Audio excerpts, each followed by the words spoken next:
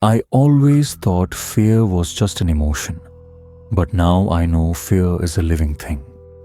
Let me tell you my story, but listen carefully because this story could be yours too. The house I lived in was at the far end of the village. After my parents passed away, I was left alone. The villagers called that house cursed. They said something had happened there, something no one wanted to talk about, but I had no other place to go. Living in that house was difficult for me. Strange noises often echoed at night, sounds of footsteps, crying, and sometimes even laughter.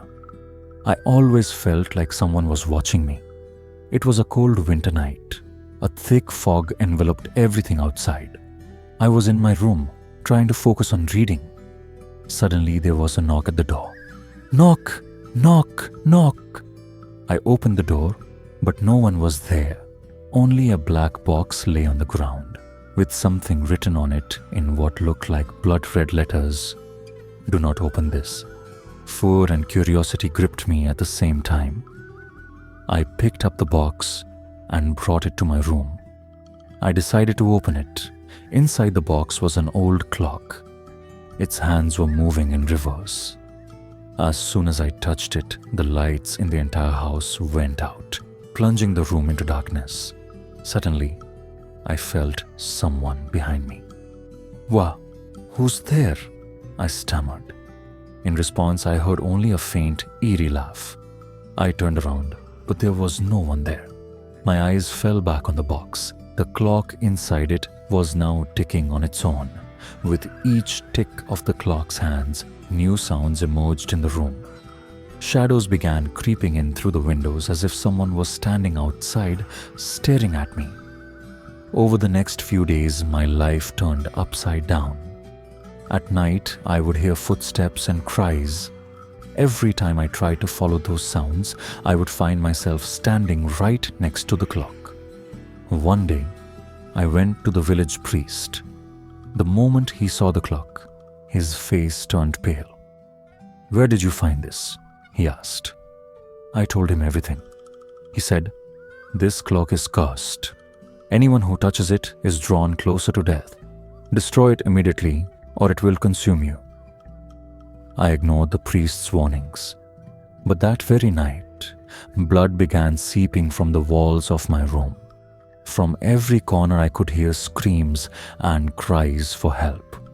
I threw the clock outside my room, but it reappeared on my bed the next moment. Now my nights became even more terrifying. With every tick of the clock's hands, bizarre events unfolded in my room. One night, I felt like someone had pulled me off my bed. When I opened my eyes, I was standing in the middle of a dense forest. In the eerie silence of the forest, cold winds blew around me. I saw shadowy figures circling me. One of them started moving toward me. "You touched my clock. Now you belong to me," a low, haunting voice said. The figure was a woman. Her hair was disheveled, her eyes entirely black, and her face appeared to be burned. From that day on, my life spiraled further into horror. Every night, the woman called out to me. Sometimes she stood by my bedside. Other times, she appeared in mirrors. In the end, I decided to destroy the clock. I tried to smash it with a hammer, but as soon as I struck it, the entire room was engulfed in darkness. The woman appeared before me.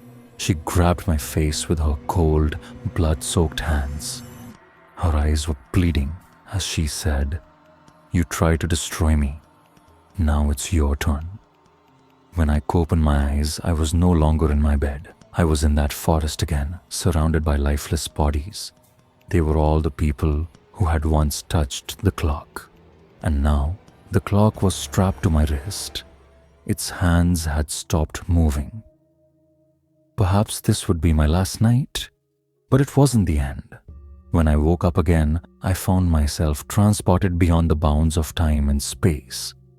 The clock on my wrist had started ticking backward.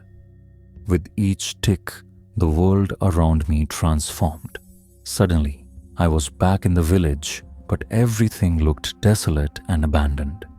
Thick mist surrounded the streets, and the air echoed with the sound of someone weeping. I met an old man in one corner of the village. His hollow eyes and lifeless face made it seem like he had seen centuries of death. "You've brought the clock, haven't you?" he asked in a trembling voice. "What is this clock? Why is it doing this to me?" I demanded. He sighed deeply and said, "This clock is a prison for cursed souls. Every person who touches it sacrifices a piece of their soul to it. It has consumed everyone who has come into contact with it. And now, it's after you." The old man explained that the clock couldn't be destroyed but could be sealed. To do so, I would have to return to the forest where it was first created. I ventured deep into the forest. Darkness consumed everything around me. Shadows emerged from the trees, laughing, screaming, and moving closer to me. In the heart of the forest, I found an ancient temple covered in broken stones and eerie vines. Inside, the clock's ticking grew louder. I realized this was the source of its curse. At the center of the temple stood a large mirror. As I approached it, my reflection wasn't mine. It was the woman's. Her burnt face and black eyes stared back at me. "You've come this far to meddle with my story," she whispered. "Now you will take my place." The temple began to shake. The ground cracked open and screams echoed from all directions. The woman stepped out of the mirror, grabbed my wrist and said, "The clock will now consume your soul." Just when I thought it was all over, the mirror shattered. A blinding light burst forth from its shards and fell upon the woman. She let out a deafening scream. "No, this cannot be." When I opened my eyes, I was back in my house. The clock was gone. Everything seemed normal again. But on my wrist, there was a mark, the shape of the clock. People say I broke the curse, but I know the truth. The clock has left me, but it's out there, searching for its next victim. If you ever come across a strange box, a clock or something unusual, be careful, because the next story might be yours. I will meet you again with a new story, and don't forget to like, share, and subscribe.